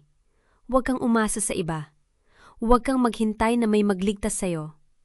Gawin mo ito para sa iyong sarili." Hindi sumagot si Bianca. Tumingin lamang ito kay Leandra na may halo-halong ekspresyon. Pagkagulat, kahihiyan, at isang kislap ng pag-asa. Isinara ni Leandra ang kanyang maleta at binuhat ito. "Kailangan ko nang umalis," sabi niya. "Naway mahanap mo ang iyong sariling daan." Hindi na siya lumingon pa. Sa labas ng mansyon, nakapark ang puting kotse ni Celine. Nakaupo ang abogada sa driver's seat. Nakangiti nang makita si Leandra na papalapit. "Handa ka na ba?" tanong ni Celine. Tumingin si Leandra sa likod, sa mansyon na dating tahanan niya. Ang mga bintana ay kumikinang sa sikat ng araw. Ang hardin ay berde at maayos, ngunit wala na itong kahulugan sa kanya. Ito ay isang gusali lamang, isang lugar na puno ng mga alaala na hindi na niya kailangan. "Handa na ako," sabi ni Leandra at sumakay sa kotse. Habang umaandar ang kotse palayo sa mansyon, hindi na tumingin si Leandra sa salamin. Hindi na niya kailangan. Ang nakaraan ay nasa likuran na niya at sa harap niya, isang kalsada na walang dulo, isang bukas na puno ng posibilidad. "Ano ang susunod mong gagawin?" tanong ni Celine. Mumiti si Leandra. May naisip akong maliit na negosyo. Isang cafe siguro, malapit sa beach. Isang lugar kung saan makakapagsimula ako muli. Ganun ba? Mukhang magandang plano yan. Oo, sabi ni Leandra. Ang boses ay puno ng bagong determinasyon. Sa unang pagkakataon sa 12 taon, ang aking buhay ay akin na. At hindi ko na ito ipapaagaw pa sa sinuman. Tumingin siya sa labas ng bintana, sa mga gusali ng Maynila na unti-unting lumalayo, sa araw na sumisikat sa abot-tanaw. Hindi niya alam kung ano ang naghihintay sa kanya, ngunit sa kauna-unahang pagkakataon, hindi siya natatakot. Ang kanyang bagong buhay ay nagsisimula na. Umaga noon sa Maynila, at ang araw ay sumisikat ng maliwanag sa kabila ng mga ulap na unti-unting nagkakalat. Nakaupo si Leandra sa tapat ni Celine sa isang tahimik na coffee shop sa Makati. Ang mga kamay ay nakapulupot sa isang baso ng mainit na tsokolate. Sa unang pagkakataon sa loob ng maraming buwan, hindi siya nagmamadali. Hindi siya tumitingin sa orasan. Hindi siya nag-iisip kung anong susunod na dapat gawin para sa ibang tao. Natapos na ang lahat, sabi ni Celine, na may ngiting pagod ngunit taimtim. Ang lahat ng kaso laban sa iyo ay ibinasura. Ang mga ari-arian mo ay naibalik na sa pangalan mo. Ang bahay sa Tagaytay, ang mga ipon, ang bahagi ng kumpanya na nararapat sa iyo, lahat. Tumango si Leandra. Ang mga daliri ay bahagyang nanginginig habang hinawakan ng baso. Hindi dahil sa takot, kundi dahil sa pagkalito. Sa loob ng 12 taon, nakasanayan niyang maging tagapangalaga ng lahat, ng kumpanya, ng pangalan ng pamilya, ng tahanan. Ngayon, ang tanging kailangan niyang alagaan ay ang sarili. Hindi ko alam kung paano kita pasasalamatan, sabi niya, ang boses ay paos. Kung hindi dahil sa iyo, Celine, malamang nasa kulungan ako ngayon. O mas malala, baka naniniwala na ako sa mga kasinungalingang yon. Hindi mo kailangang pasalamatan ako, sagot ni Celine, na inilapag ang kanyang tasa. Ginawa ko ang trabaho ko, at ginawa mo ang mas mahirap na bahagi. Nanindigan ka. Maraming tao ang sumuko na sa puntong yon. Umiling si Leandra. Hindi ko alam kung saan ko nakuha ang lakas na yon. Sa totoo lang, sabi ni Celine na may bahagyang pagingiti. Sa tingin ko, alam mo. Kailan mo lang natuklasan na kaya mo pala? Sandaling tumahimik ang dalawa. Sa labas ng bintana dumaan ang mga sasakyan. Ang mga tao ay nagmamadali sa kani-kanilang mga buhay. Hindi na siya bahagi ng ganoong mundo. At sa unang pagkakataon, natutuwa siya roon. Celine, sabi ni Leandra, na itinagilid ang ulo. May sasabihin ako sa'yo. Simula pa lang ng lahat, akala ko ang pagiging malaya ay nangangahulugang makawala sa kasal ko kay Renzo. Akala ko, kapag natapos na ang lahat, magigising ako isang umaga at mararamdaman kong okay na ang lahat. Pero hindi pala ganoon. Tiningnan siya ni Celine ng may pag-unawa. Paano pala? Ang pagiging malaya ay hindi isang sandali. Ito ay isang desisyon na ginagawa mo araw-araw, sabi ni Leandra. Ang mga mata ay nakatitig sa malayo. Kagabi, habang hindi ako makatulog, napagtanto ko na hindi ko kayang manatiling galit. Hindi ko kayang dalhin ang sakit na yan sa buong buhay ko. Kailangan kong piliin na bitawan ito. At, kaya mo na ba? Huminga ng malalim si Leandra. Sinisimulan ko pa lang. Pero oo, sa tingin ko, kaya ko na. Tumango si Celine at may kung anong nagbago sa kanyang ekspresyon. Isang paghanga, marahil, o respeto. Kung gayon, may regalo ako para sa'yo. Inilabas niya ang isang puting envelope mula sa kanyang bag at inilapag sa mesa. Hindi ito galing sa akin. Galing ito sa isang taong ayaw kilalanin ang sarili, pero sabihin nating may utang na loob siya sa'yo. Kinuha ni Leandra ang envelope at binuksan ito. Sa loob ay isang tseke, isang malaking halaga. Sapat na upang simulan ang anumang pangarap na kanyang itinago. Hindi ko ito maaring tanggapin. Agad ning sabi, itinutulak palayo ang envelope. Kaya mo, sabi ni Celine. Hindi ito awa. Ito ay pamumuhunan. May naniniwala sa'yo, Leandra. At ngayon, kailangan mong maniwala rin sa iyong sarili. Napatingin si Leandra sa tseke. Ang mga numero ay parang hindi makatotohanan. Sa loob ng maraming taon, ang pera ay palaging may kondisyon, palaging may kapalit. Ngunit na yon, nakatitig sa kanya ang isang bagay na malaya. Walang tanikala. Alam mo ba kung ano ang gusto kong gawin? Sabi niya bigla. Ang boses ay may bagong sigla. Nung bata pa ako, pangarap kong magkaroon ng maliit na cafe. Hindi malaki, hindi magarbo. Isang lugar kung saan makakapagsimula ako muli. Sa Tagaytay? Tanong ni Celine na may ngiti. Sa Tagaytay, kumpirma ni Leandra. Tingin mo ba'y posible? Leandra, sabi ni Celine na tumayo at inayos ang kanyang jacket. Sa lahat ng taong nakilala ko, ikaw ang pinakakarapat dapat sa pangarap na yon. Kung may taong makakagawa nito, ikaw yon. Tumayo rin si Leandra at niyakap ang kaibigan. Hindi mahigpit, ngunit sapat upang ipadama ang lahat ng hindi masabi sa salita. Salamat, bulong niya. Sa lahat.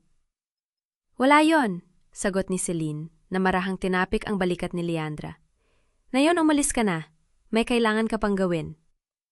Tumango si Leandra at sa unang pagkakataon, naramdaman niyang handa na siya. 2 oras ang lumipas, natagpuan ni Leandra ang kanyang sarili na nakatayo sa harap ng mansyon ng Alcantara. Hindi na ito ang kanyang tahanan. Hindi na ito kailanman naging tahanan niya. Ngunit kailangan niyang bumalik. Hindi para sa mga gamit, kundi para sa sarili niya. Upang isara ang kabanatang ito ng maayos. Tahimik ang paligid nang pumasok siya. Wala na ang mga tauhan na dating nagmamadali sa mga pasilyo. Ang mga ilaw ay madilim, ang mga kurtina ay sarado. Parang ang mismong bahay ay nagdadalamhat sa pagkawala ng kapangyarihan nito. Natagpuan niya si Doña Alcantara sa harden. Nakaupo sa isang bangkong bato, ang mga mata ay nakatitig sa mga lantang rosas. Hindi siya lumingon nang marinig ang mga yabag ni Leandra. Alam kong ikaw yon, sabi ng matandang babae. Ang boses ay mahina at pagod. Dumating ka upang ipagdiwang ang iyong tagumpay. Hindi ako dumating upang ipagdiwang, sagot ni Leandra na tumabi sa kanya. Dumating ako upang magpaalam. Sa wakas ay nilingon siya ni Doña Alcantara. Ang mga mata ay mapula at may bahid ng luha. Sa loob ng maraming taon, ang babaeng ito ay naging mahigpit na biyenan, malamig, mapanghusga at laging pabor kay Renzo. Ngunit ngayon, nakita ni Leandra ang isang bagay na hindi niya napansin noon. Isang ina na nawala ng anak. Hindi dahil sa kamatayan, kundi dahil sa kahihiyan. Tingnan mo ako, sabi ni Doña Alcantara na may mapait na ngiti. Buong buhay ko itinuro ko sa anak ko na ang pangalan ng pamilya ang pinakamahalaga. Na ang reputasyon ang lahat. At tingnan mo kung saan tayo napunta. Ang pangalan na yon ay sira na. Ang reputasyon na yon ay wala na. Ginawa yun ni Renzo, sabi ni Leandra, hindi upang saktan, kundi upang magpaliwanag. Hindi ko ito ginawa. Alam ko, bulong ng matandang babae. Alam ko, ngunit hindi yun nagpapadali sa sakit. Sandaling tumahimik ang dalawa. Ang hangin ay malamig at ang mga dahon ay kumakaluskos sa paligid nila. Gusto kong malaman mo, sabi ni Leandra na ang boses ay kalmado, na hindi kita kinamumuhian. Nagalit ako, oo. Nasaktan ako. Ngunit hindi kita kinamumuhian. Tumingin sa kanya si Doña Alcantara. Ang mga mata ay puno ng hindi masabing damdamin. Paano mo nagagawa yon? Pagkatapos ng lahat ng ginawa namin sa'yo? Dahil ang galit ay mabigat, sagot ni Leandra.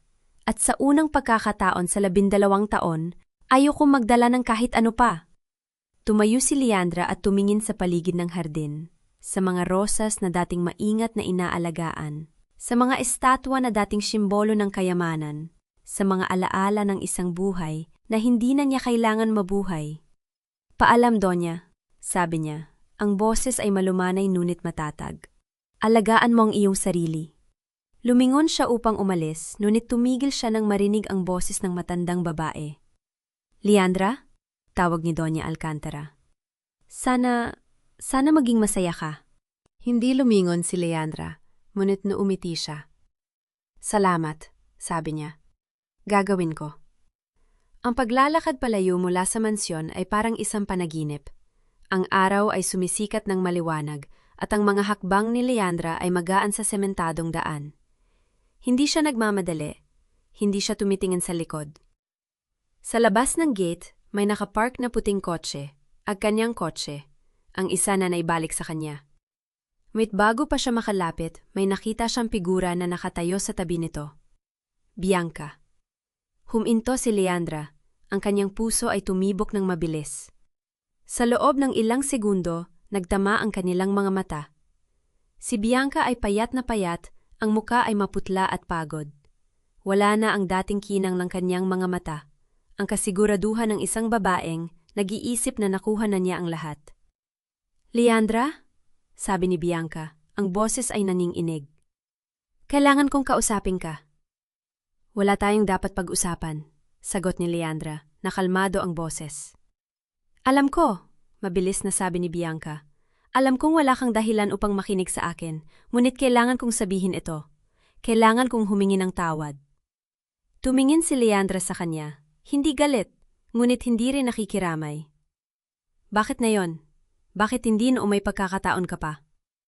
Takot ako, umamin ni Bianca. Ang mga luha ay nagsisimula ng tumulo. Takot ako mawala ang lahat. Takot ako mawala si Renzo. Ngunit nangyari pa rin. Nawala ko ang lahat. At napagtanto ko na hindi ko siya kailanman nakuha. Hindi sumagot si Leandra. Hindi niya alam kung ano ang sasabihin. Hindi ko hinihiling na patawarin mo ako, patuloy ni Bianca. Ang boses ay puno ng pagsisisi. Alam kong hindi ko karapat-dapat yon, ngunit gusto kong malaman mo na hindi ako masaya, na hindi naging masaya, at na nagsisisi ako. Tumingin si Leandra sa kanya ng matagal. Sa isa pang buhay, maaari nakaramdam siya ng kasiyahan sa paghihirap ng babaeng ito. Ngunit hindi na siya yon. Bianca? Sabi niya. Ang boses ay mahinahon. Hindi ko mapipilit ang patawarin ka. Hindi pa handa ang puso ko para doon. Ngunit hindi kita kinamumuhian, at yon ay higit pa sa nararapat sa'yo. Umiiyak na si Bianca, ang mga kamay ay nanginginig. Salamat, bulong niya. Salamat sa hindi pagiging katulad ko. Hindi sumagot si Leandra. Sa halip, binuksan niya ang pinto ng kanyang kotse at pumasok. Bago niya isara ang pinto, tumingin siya kay Bianca sa huling pagkakataon. Mag-ingat ka, sabi niya. At sana mahanap mo rin ang iyong sariling simula. Isinara niya ang pinto at sinimulan ang makina. Habang umaandar ang kotse, nakita niya sa rearview mirror si Bianca na nakatayo pa rin sa tabi ng daan, ang figura ay lumiliit habang papalayo siya. Hindi siya nakaramdam ng tagumpay, hindi siya nakaramdam ng saya, nakaramdam lamang siya ng kapayapaan. Ang daan patungong Tagaytay ay mahaba, ngunit hindi siya nababagot.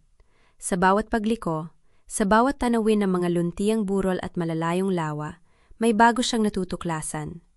Hindi tungkol sa lugar, kundi tungkol sa sarili. Pagdating niya sa Tagaytay, huminto siya sa isang maliit na tindahan sa tabi ng kalsada at bumili ng mainit na kape. Umupo siya sa isang bangko na nakaharap sa lawa, ang hangin ay malamig at presko. Sa unang pagkakataon sa loob ng maraming taon, naramdaman niyang kumalma ang kanyang katawan. Ano ang gagawin ko ngayon? Tanong niya sa sarili. Ang mga salita ay parang hamon at pagkakataon ng sabay. Sa kanyang bag, may hawak siyang maliit na notebook. Binuksan niya ito at nagsimulang magsulat. Hindi mga numero, hindi mga ulat, hindi mga listahan ng mga dapat gawin para sa iba. Mga pangarap. Unang hakbang, maghanap ng lugar para sa cafe, isinulat niya. Malapit sa lawa, may malalaking bintana. Sapat na ilaw upang makita ang mga taong papasok. Tumigil siya, tumingin sa lawa at numiti. Ikalawang hakbang, matutong magluto ng sariling mga recipe. Hindi mula sa cookbook, kundi mula sa puso. Ikatlong hakbang, maging masaya, hindi para sa iba, para sa sarili. Isinara niya ang notebook at inilagay ito sa kanyang bag. Ang araw ay nagsisimula ng lumubog. Ang langit ay puno ng kulay kahel at rosas. Tumingin siya sa abot-tanaw at sa unang pagkakataon, hindi siya natakot sa hinaharap. Hindi niya alam kung ano ang naghihintay sa kanya. Hindi niya alam kung magtatagumpay ang kanyang cafe, kung makakahanap siya ng bagong pag-ibig, kung magkakaroon siya ng pamilya. Ngunit alam niya ang isang bagay. Ang kanyang buhay ay kanya na. Tumayo siya. Inilapag ang tasa ng kape sa bangko at tumingin sa lawas sa huling pagkakataon bago bumalik sa kanyang kotse. Simulan na natin. Bulong niya sa sarili, ang mga mata ay puno ng bagong liwanag. Pumasok siya sa kanyang kotse, binuksan ang radyo at nakinig sa isang kanta na hindi niya alam. Isang bagong kanta para sa isang bagong buhay. Habang umaandar siya palayo, ang lawa ay nanatili sa kanyang likuran. Ngunit ang tanawin nito ay nanatili sa kanyang puso. Hindi na siya ang babaeng umalis sa mansyon ng Alcantara. Hindi na siya ang asawang tahimik na nagtitiis, ang accountant na palaging tama, ang babaeng natatakot magsalita. Siya, si Leandra Villanueva. At sa unang pagkakataon sa kanyang buhay, hindi siya natatakot sa sarili. Kaya pala, ganun pala yon. Minsan, ang totoong wakas ay hindi ang malaking tagumpay, hindi ang pagbagsak ng mga kaaway, ni ang pagbawi ng pera at ari-arian. Ang totoong wakas, ang totoong kapayapaan, ay ang tahimik na umaga na nagising kang wala ng takot sa dibdib. Yung tipong kaya mo nang huminga ng malalim, alam mong ligtas ka na, kumpleto ka na, kahit walang humahanga sa'yo. Ganyan si Leandra. Hindi siya lumakad palayo para magpakasaya sa tagumpay. Lumakad siya palayo para magsimula. Hindi panibagong laban, kundi panibagong buhay. Yung buhay na hindi nakasandal sa pangalan ng Alcantara, hindi nakatali sa mga peking pirma at lihim na pera. Yung buhay na kanya, totoo, at sa wakas, malaya. At yan ang pinakamagandang aral ng kwentong ito. Hindi mo kailangang sumigaw para patunayan ang iyong halaga. Minsan, sapat na ang tumayo ka ng tuwid, hawak ang katotohanan, at lumakad ng hindi lumilingon. Dahil ang mga taong nagmamahal sa iyo ng totoo, hindi ka nila iiwan sa gitna ng gulo. Ang mga taong naniniwala sa iyo, hindi ka nila sasabunutan sa harap ng marami. At ang mga taong karapat-dapat sa iyo, hindi ka nila gagawing madaling pagkakitaan. Salamat sa pagsama kay Leandra sa kanyang paglalakbay, sa bawat luha, sa bawat sakit, sa bawat tagumpay. Sana gaya niya, matutunan mo ring piliin ang iyong sarili. Sana kapag dumating ang pagkakataon na kailangan mong ipaglaban ang iyong dignidad, maging kasing tapang mo siya. At sana sa iyong sariling kwento, makahanap ka rin ng iyong tagaytay, yung lugar na tahimik, payapa, at sa wakas, yun na. Paalam, Leandra. Sana sa susunod na mabalitaan ka namin, masaya ka na. Hindi dahil perpekto ang lahat, kundi dahil ikaw na mismo ang bumubuo ng iyong kaligayahan. Hanggang sa muli.